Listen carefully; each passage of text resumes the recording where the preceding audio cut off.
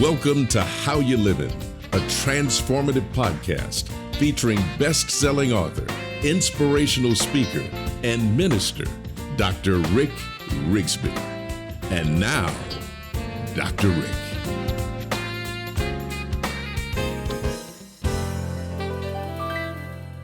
Hello, friends. Thanks so much for joining us. I want to ask you a question. Have you ever found yourself fatigued, frustrated, tired, low on motivation, even lower on energy? It may not seem like a big deal, but you're just down in the dumps. You might not even know why. It might not be life or death. You just feel sort of stuck, kind of yucky. I've got great news. This podcast is just for you. I want to offer you a thought, just a simple thought that I think will help you climb out of the doldrums. Today, I want to discuss how serving others can actually help you overcome. The wisest man I ever met in my life, that third grade dropout, my daddy had a thing or two to tell me about overcoming. I think his most profound lesson was on the worst day of my life. 3 simple words he uttered. Son, just stand. Son, just stand.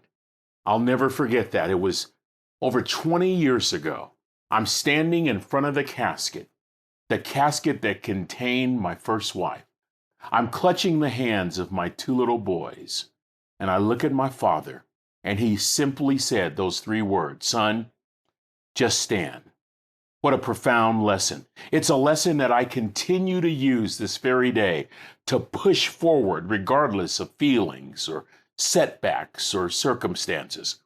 Here's another lesson my father taught me about overcoming. To serve others. He would often say, in the midst of difficulty, why not serve somebody else? And I never really got it. But he would always say, son, make sure your servant's towel is bigger than your ego. Always be willing to serve, especially in times of great difficulty. Like I said, I never got it. I understood the pragmatic side of service. We were always serving in our family. We would serve those in our neighborhood. We were reared to serve other people. Even as an adult, I make every effort to practice servant leadership, not expecting others to serve me, but to serve them instead. Now, while the practical side of service is easy for me to grasp, the therapeutic side of service required another variable. You see, I didn't experience the therapeutic side of service until I went through a season of heart-wrenching grief. That season that I mentioned earlier in this podcast that followed the passing of my first wife.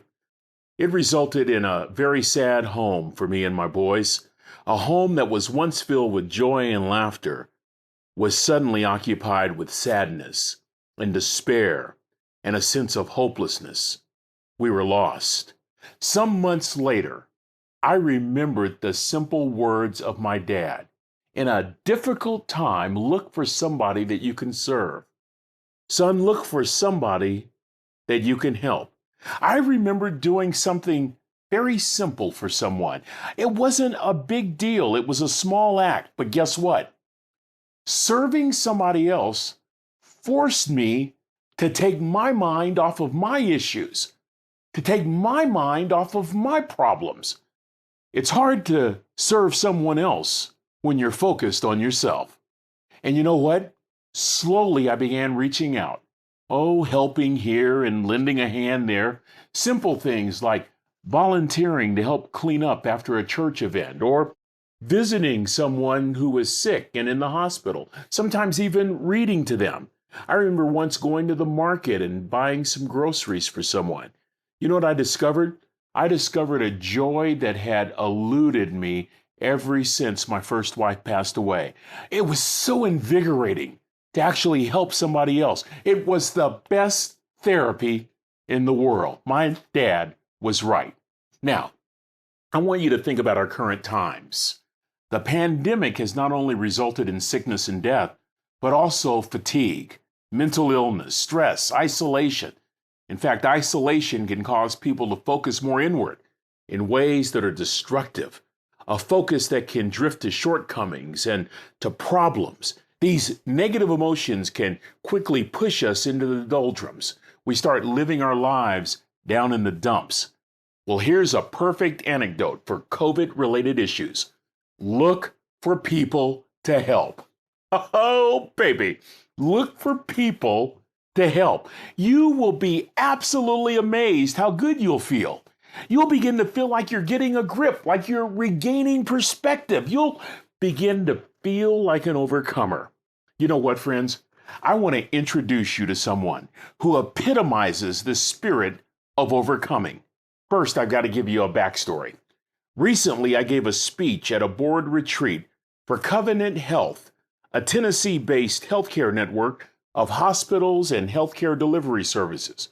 Covenant Health is among Tennessee's top performing healthcare networks. Covenant Health has over 10,000 employees and volunteers and 1,500 affiliated physicians. They serve more than 2 million patients and families annually. Covenant Health has been named 6 times by Forbes as one of America's best employers. Now, if you think that's impressive, you haven't heard anything yet. In prepping for this speech, I discovered that Covenant Health was influenced by the spirit of one single woman. Her name, I doubt you've ever heard of her, Marguerite d'Youville. That's Marguerite d'Youville. She founded the Sisters of Charity in Montreal, Canada in 1739. The Order of the Sisters of Charity, commonly known as the Grey Nuns, they derived their name, by the way, from the color of their clothing. Admittedly, I knew nothing about Marguerite, but the more I learned, the more impressed I became. Listen to her story. Marguerite was the oldest daughter, born in 1701, and to say that she had challenging circumstances, friends, would be a major understatement. Marguerite's family lived in poverty. They were very poor. And it didn't get any better when her father died when she was a young girl. As a matter of fact, she was away at school. She had to drop out of school, come back home to help her siblings. She struggled in a marriage. She was married to a bootlegger. He'd leave home for long periods, whereabouts unknown. Despite this, the couple had 6 children. However, by the time Marguerite was 30, not only had her father passed away, but her husband had died, and 4 of her 6 children were lost in infancy. Through all these trials and tribulations, Marguerite grew in her faith in God and committed her life to making known God's compassion. In 1739, Marguerite and 3 other women founded an association to serve the poor in Montreal. They provided a home for poor children. A few years later, the association became a Catholic religious order. The Grey Nuns eventually secured a hospital in Montreal. Marguerite's simple prayer was this: God, help me to open my eyes today to see where I can do an act of love for your sake. Listen, friends, a woman who could have given up, a woman who could have blamed God for her lot in life, a woman who could have wallowed in grief and self-pity, instead chose to do something. She chose to help people even less fortunate than her. Her grief motivated her to make life better for others.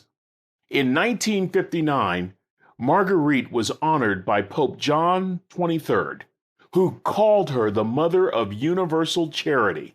Did you catch that? Pope John XXIII called her the Mother of Universal Charity. It gets better. In 1990, Pope John Paul II canonized Marguerite, making her the first native-born Canadian to be declared a saint. Today, Saint Marguerite is known in the Catholic faith as the patron saint of widows, tough marriages, and death of young children. Great people are not defined by their successes, but by how they bounce back from failure. Saint Marguerite changed the world. She made a choice to get up. She made a choice to do good, to help someone. Pragmatic, therapeutic, life-changing. God bless you, Saint Marguerite. Thank you for teaching us that overcoming holds no educational level, has no status, has no financial requirements. Overcoming requires simply a choice that will offer good therapy for you and great benefit to others. St. Marguerite symbolizes that great quote from the late great tennis star Arthur Ashe, who said on one occasion, "Start where you are, use what you've got, and do what you can." St. Marguerite started right there in the impoverished neighborhoods of Montreal. What did she have? A compassionate heart and a willingness to serve. And what did she do? She simply and unwittingly changed her world, one child at a time. Great people are not defined by their successes, but by how they bounce back from failure. Think about these things for a few days, friends. Think about how easy it is to climb out of the doldrums if we take our eyes off of ourselves for a moment and focus on the needs of another. Well, that's going to do it for this episode. Until we meet again, this is Dr. Rick, asking the most important question I can ask. How you living? Are you ready to make an impact in your world right now? Do you want to stop existing and start living your best life right now? Dr. Rick wants to give you the first chapter of his best-selling book, Lessons from a Third Grade Dropout, absolutely free. Just go to www.rickrigsby.com/free gift to get the print or audiobook right now. This is thepodcastfactory.com.